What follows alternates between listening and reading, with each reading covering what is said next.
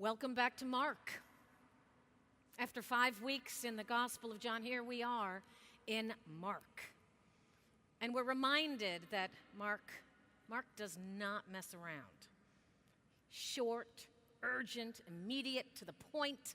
Mark will not let you ponder for too long whether or not how you follow Jesus truly represents the faith in your heart. And in typical fashion, Mark won't let you off the hook. Nor will Jesus. Mark tells this story of Jesus being rebuked by some local pious folks because his disciples didn't wash their hands before they ate. Asking why some of his followers do not live according to the tradition of the elders is really accusing Jesus of not following the religious traditions himself, of acting as if he believes himself and by association his followers to be above the practices. Now, to our modern ears, this accusation might sound ridiculous and trivial, but really, the Pharisees, they're really asking a legitimate question. And if you consider this in context, it's a question that can still have relevance for us today.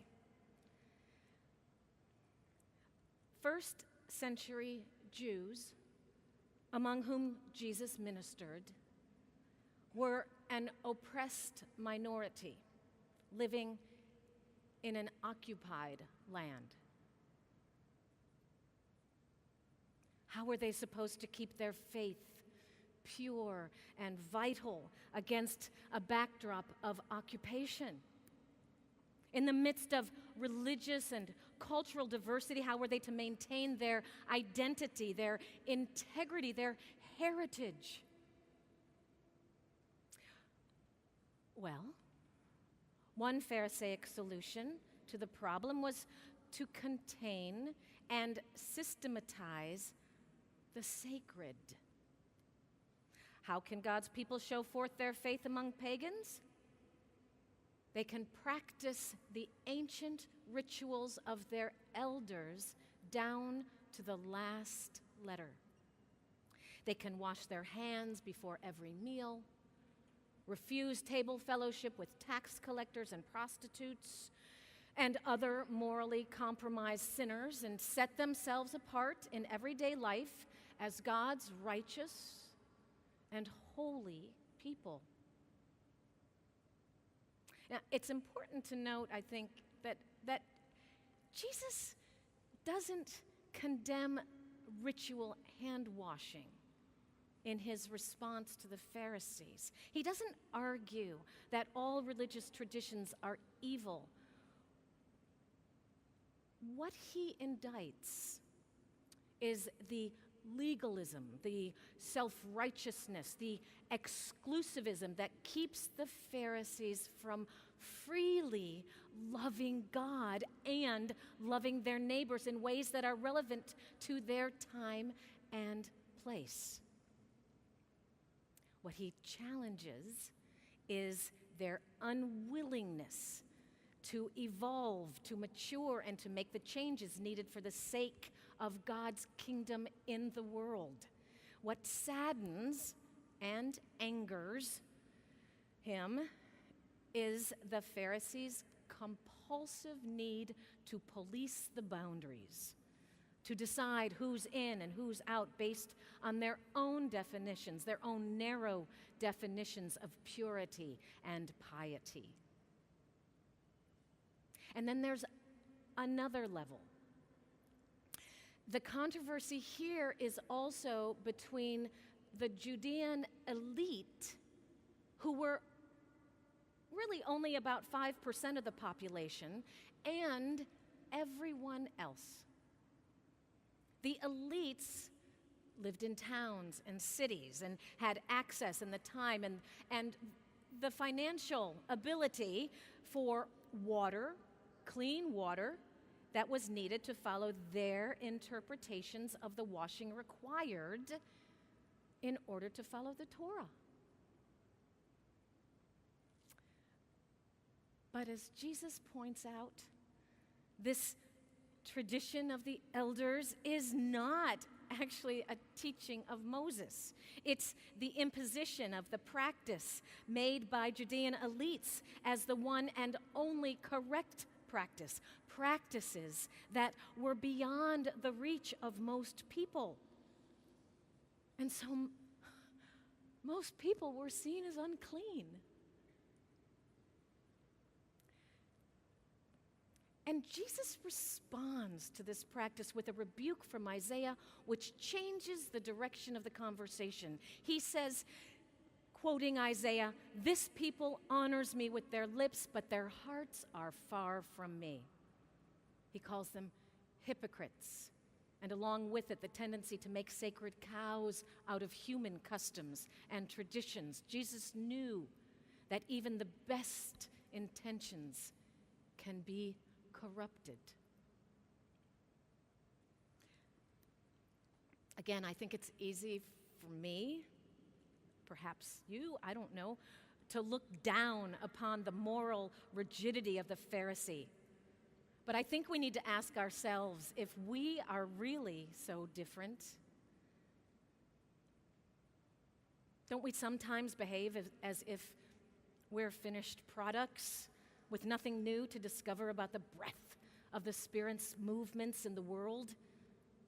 Do we ever cling to religious traditions and practices that have ceased to be life-giving simply because we can't bear to change the way things always have been done?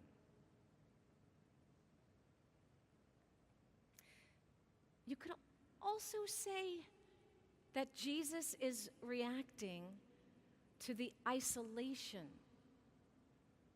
of privilege. The Pharisees can use the wealth of the law to isolate themselves from what they consider unclean.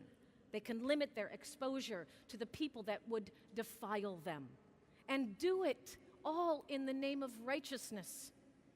Most people don't have that option. And Jesus saw that for the Pharisees, observance of ritual and tradition, and quite frankly, the way they had always done things, had become more important than compassion and love.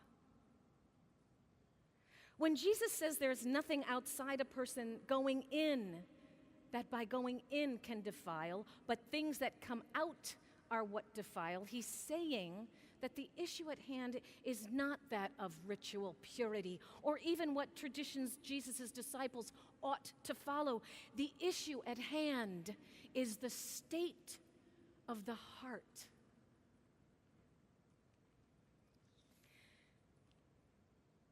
So what can we do? How can we honor God with our whole selves? How can we discern whether tradition is life-giving or not? Well, Jesus gives his listeners this advice. Notice what comes out of you. Notice what fruit your adherence to tradition bears. Does your version of holiness lead to hospitality, to inclusion? Does it cause your heart to open wide with compassion for yourself and others?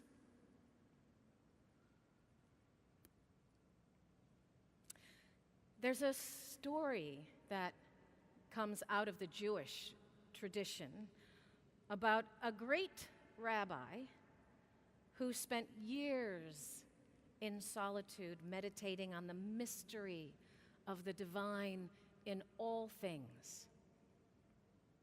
When he finally returned to live among men and women, his eyes shone with the beauty of what he had discovered.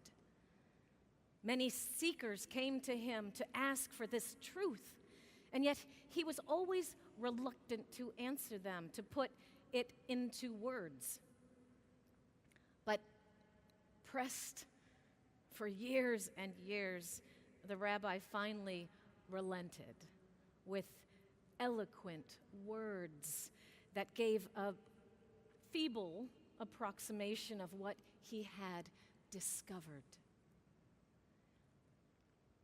So the seekers took these words with them everywhere. They spoke them. They wrote them. They created sacred texts about them. And religious societies were formed of those who repeated them. And no one remembered at the end, after years and years of practicing these words in different ways, that they were really about an experience.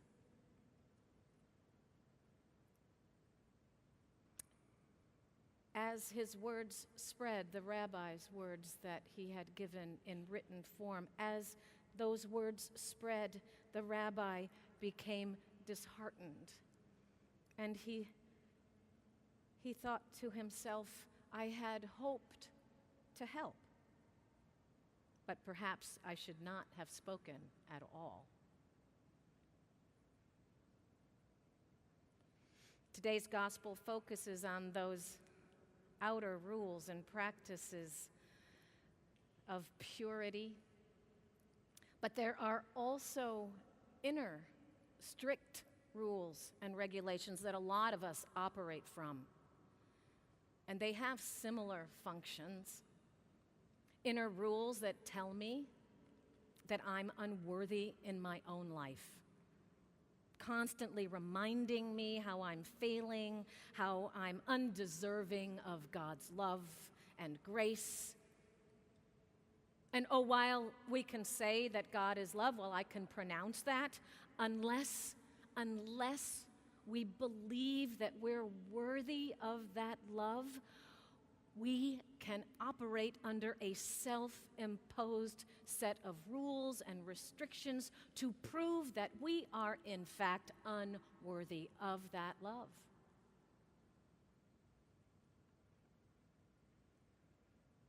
Like everything else Jesus offers us, his confrontation with the Pharisees is an invitation. It's an invitation to consider what is really sacred and non-negotiable in our spiritual lives. It's an invitation to go deeper, past lip service, past tradition, past piety. It's an invitation to practice what this week's epistle calls a religion that is pure and undefiled before God. A religion that is characterized by interior compassion for everyone, including self. A religion of love for the widow, for the orphan, for the stranger and the outcast. A religion of devotion to a surprising, a revolutionizing, and ever-creating God. Oh, it's not a safe religion or an easy one. But as Jesus said when calling his disciples, so the invitation remains today. Come and see.